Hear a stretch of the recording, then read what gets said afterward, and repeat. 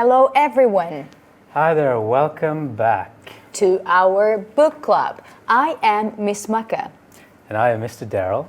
Today, we're going to talk about a pretty psychological novel, The Red and the Black. By Stendhal.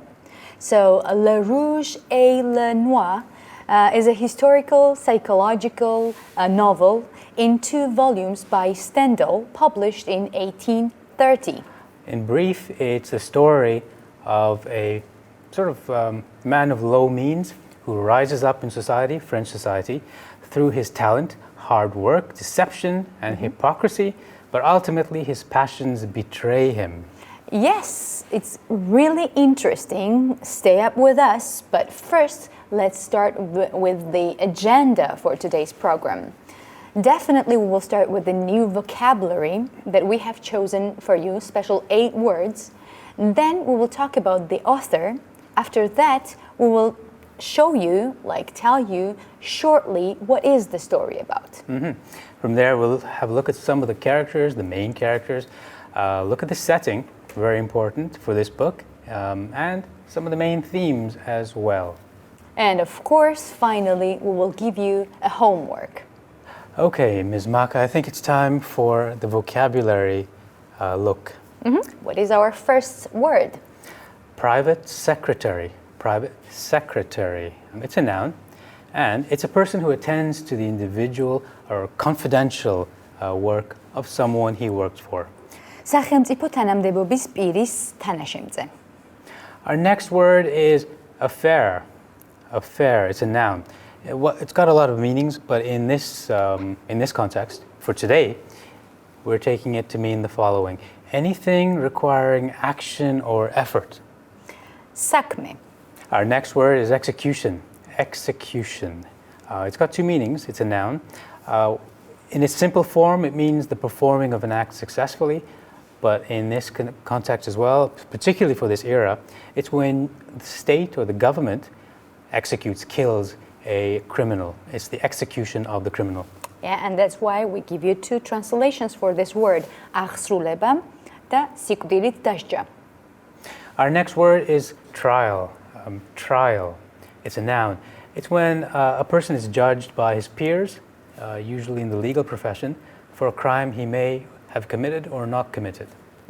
სასამართლო, საქმის განხილვა. Our next word is to betray. It's a verb, to betray. This is when you are disloyal to someone and you put them in a worse situation because they trusted you. საიდუმლოს გაცემა, ღალატი. Our next word is mistress. Mistress, it's a noun. It has different meanings. It's a woman who has control or power over an institution or persons. This is the meaning for today. გამგებელი, მფლობელი, დიასახლისი, like housewife thing also can be a mistress of the house. Yes. Thank you. To impress, it's a verb, to impress, to deeply affect or someone strongly in the mind or in their feelings. შთაბეჭდილების მოხდენა. And the last word is a phrase, to keep a promise. To keep a promise. Not to betray or break the trust of someone, basically to be faithful to them. პირობის შესრულება. So we finished with a very, very positive vocabulary unit, right? It's always good to end on a positive note. Of course, definitely. Let's have a look at the author now. Very influential French author. His real name is Marie-Henri Beyle. Born in the 18th century and dies about 1840 in the 19th century. So he bridges both 18th and 19th century. Better known by the name that we know him by, Stendhal. He is a 19th century French writer. Best known for the novel we're talking about today, Le Rouge et le Noir, The Red and the Black, of 1830, and Le Chartreuse de Parme, the Charter House of Parma in 1839. I adore your French pronunciation. So he is highly regarded for the sharp analysis of his character, psychology, and considered one of the early and foremost practitioners of realism.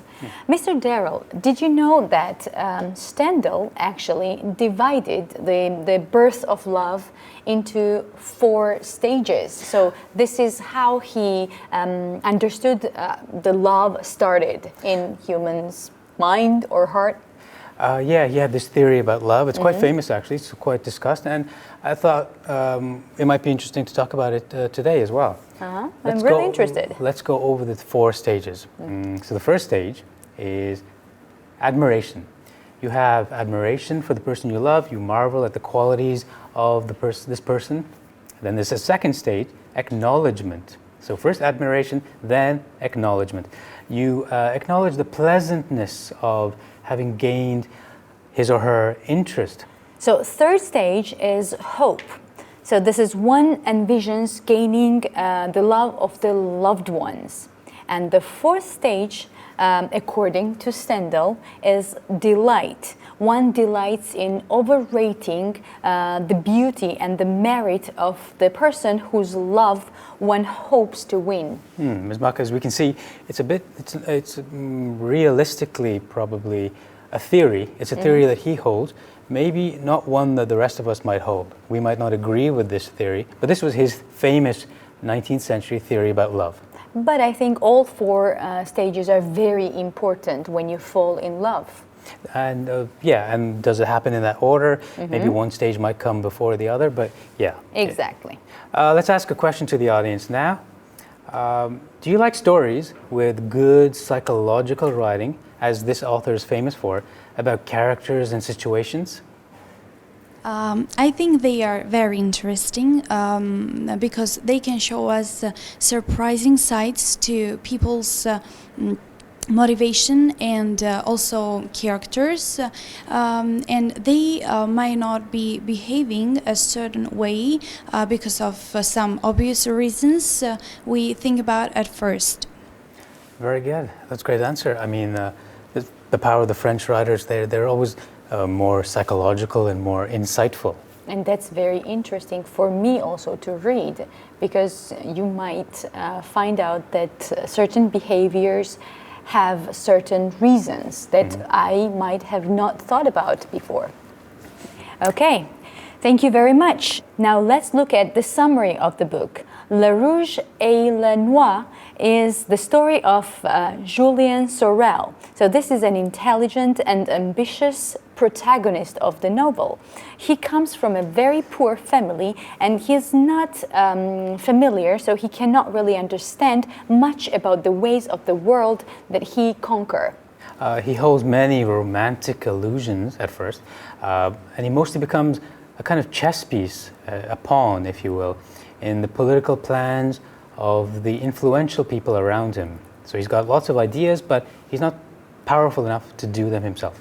Yeah, and the adventure of the hero actually satirizes the 19th century French society and accusing the aristocrats and also Catholic Church, but like clergy, of being hypercritical and also materialistic, foretelling that they will soon depose them from the leading positions and some kind of influential characteristic that they have on French society.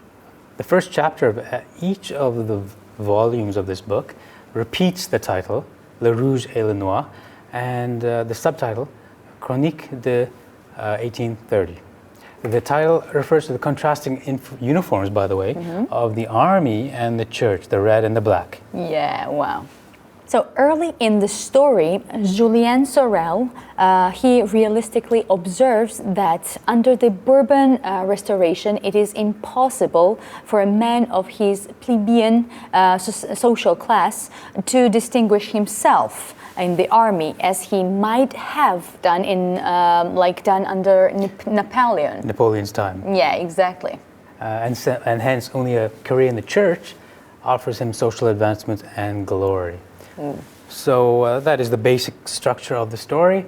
Yeah, And I think now it is time for a question to our audience. So do you think a story like this is still relevant to the modern day? Yes, I think it's still definitely relevant to the modern day because the events it talks about could still happen today. People still try to have great ambitions without being able to truly understand themselves or how to accomplish them. Excellent. So another reason why these kinds of psychological novels are still relevant today. We're still the same as the 19th century. Exactly. We still have our ambitions, our dreams, and so on and so on. Which we might not succeed at. Yeah. So that's why this is an everlasting story, right? Okay. Now it is high time to introduce ourselves to the characters. Let's start with the protagonist, Julien Sorel. He's the central character of the novel. He starts off 19 years old, and he's the son of a carpenter, a provincial carpenter from outside the big city.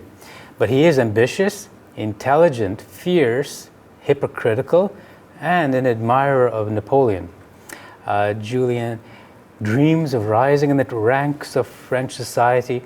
His photographic memory gives him the opportunity to become a successful priest, but Julien wants only to be a soldier, perhaps dreaming of Napoleon's glory. Mm-hmm, exactly. And just like any other romantic characters, he also falls in love with his conquests, but also, just like others, also he doesn't know what he is doing. All he knows is from the books and not his own experience, and that is also very interesting, and I think that is the reason we know that he's obsessed with Napoleon, right? But he lets other people choose his own path.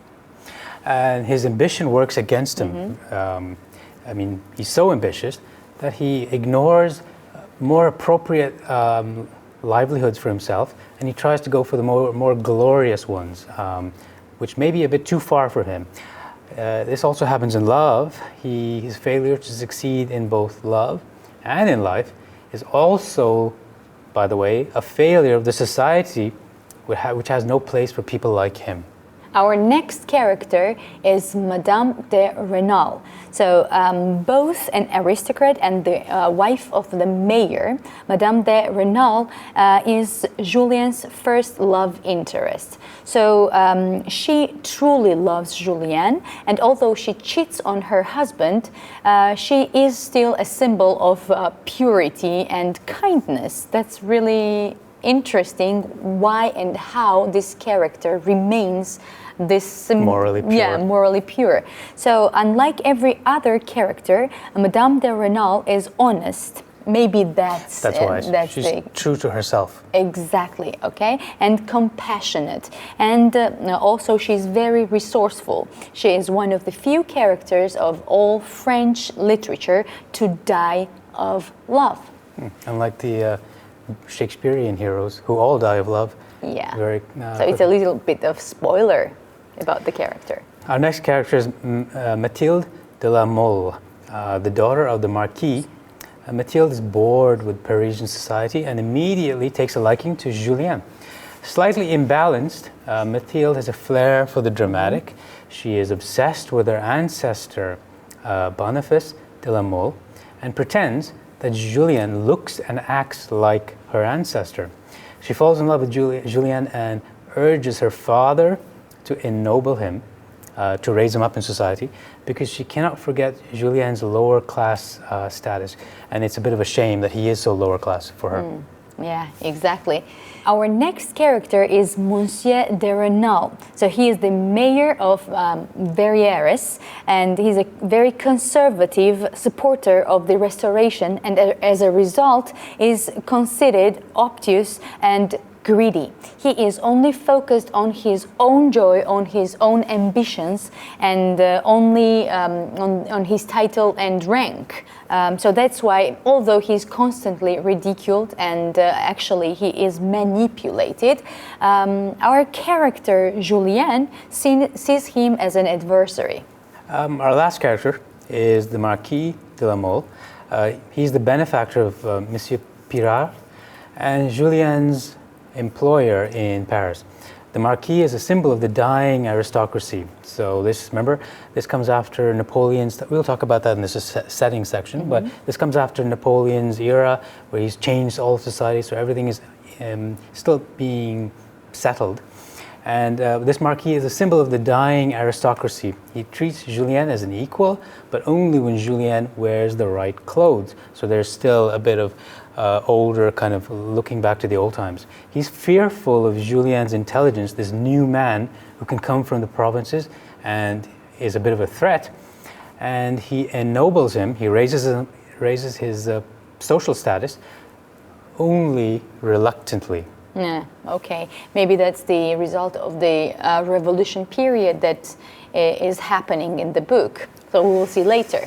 Here's a question for our audience. Julien has learned what he knows from books and not from experience. Do you think that this is a great flaw?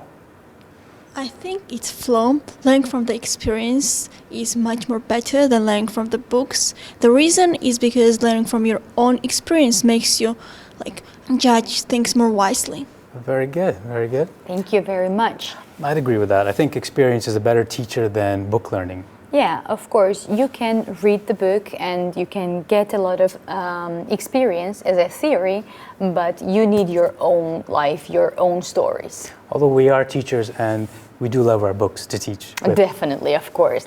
But you should read the books to be more confident when you act. Very right. Well, Ms. Maka, let's move on to the setting. Exactly. So let's talk about when and where the story happened. So Le Rouge et Le Noir is set in the later years of Bourbon Restoration. It is 1814 to 1830, and the days of the 1830s July Revolution that established the Kingdom of French. Very good. So as you know, it was Napoleon that comes in, changes everything, goes and conquers most of Europe, fails at Russia, and then comes all the way back. And the Bourbon kings, the royal family, comes back in. And at that point is where the story starts. Julien's worldly ambitions are motivated by the emotional tensions between his idealistic republicanism from Napoleon's days. He looks at Napoleon as a hero, and his nostalgic allegiance to the old ways. The realistic politics of counter-revolutionary conspiracy by many of the different factions, notably the Marquis, is also very important in this situation. Yeah. Presuming a knowledgeable reader, Stendhal only refers a little bit to the history background of Le Rouge et Le Noir, yet he did subtitle the novel Chronique de 1830. This is called Chronicle of 1830. Ms. Maka, I think it's time for a question to the audience. Okay, so does the time that a person is born in have the largest influence on him or her? I think it's a little bit of both. Of course, the time that a person is born in will have a great effect of how he thinks or acts, but in every person there is also a lot of individuality that comes within from her and or him. Very good answer. So a place does, or the time does affect a person's character. Imagine people born in our time. Yeah, but people are generally very individualistic and they have their own attitudes as well. And they might go against the time, against the common traditions that we have during the time. Don't you think, Mr. Derill? I do agree with you, and I think that's why we read books like this, to see how other characters go through the same thoughts and emotions and how they deal with it. In our case, Julien fails to a certain degree, but hopefully the reader learns from those mistakes and does better themselves. And I do think that he more or less fails because he's being manipulated. By society, yeah. Yeah, exactly. So he lets this He lets it happen. Yeah. Well, let's move on to the main themes of the book. We've got a couple. And I'll start with the first one. It is sincerity versus hypocrisy. So being sincere, being truthful, being honest with yourself, versus lying to yourself and to others. Stendhal repeatedly questions the possibility and the desirability of sincerity, which might surprise you. So he's on the side of perhaps a more complicated look at it. Because most of the characters, especially Julien, are acutely aware, sharply aware of having to play a role to gain social approval. They know that they have to play, they kind of have to, there's a famous saying, you got to fake it till you make it. So he's aware that he's got to fake some things about himself to make it successfully. In the 19th century, the word hypocrisy indicated the affectation of high religious sentiment because of the way French society was structured at the time. And in The Red and the Black, this book, it connotes the contradiction between thinking and feeling. To help achieve this effect in the book, Stendhal, in fact, writes most of the quotations that are all over the book. And he pretends that they've been said by others, but he wrote them himself.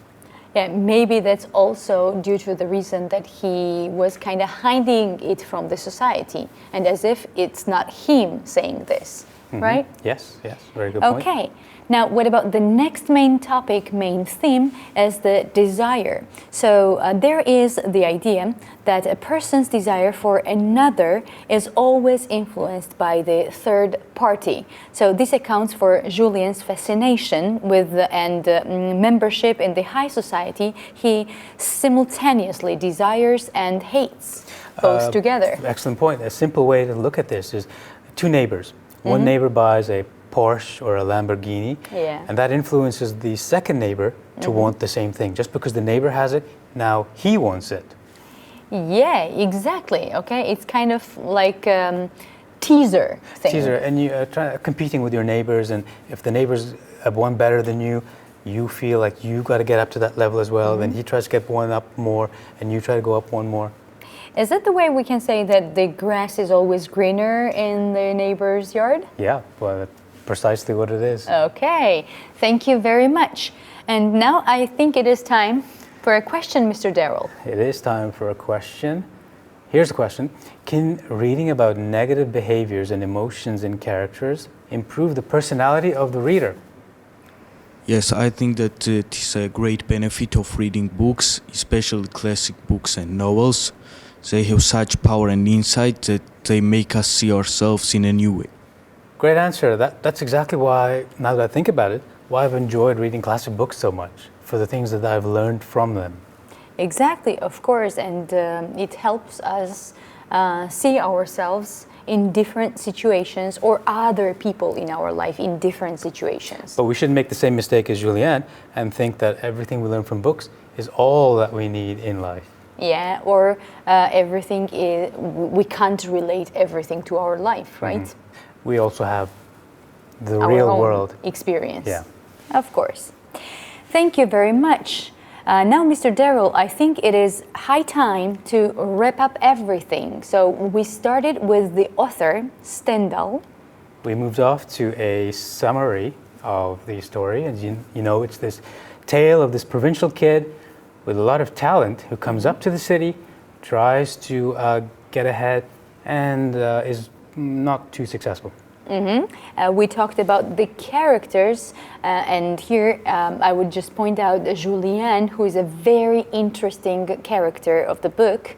From there, we have the setting, the 19th century, right after Napoleon, when the monarchy came back. Remember when Napoleon was part of that republicanism side, and in France. Yeah, and the main themes, these were desire, hypocrisy, and sincerity. One more thing we should do is look at the words, the word list from the beginning of the lesson. I'll repeat them once more. We had private secretary, affair, execution, trial, to betray, mistress, to impress, and to keep one's promise. Thank you very much, Mr. Deril. And of course, this is the time to give you a homework. Here's the question for the homework.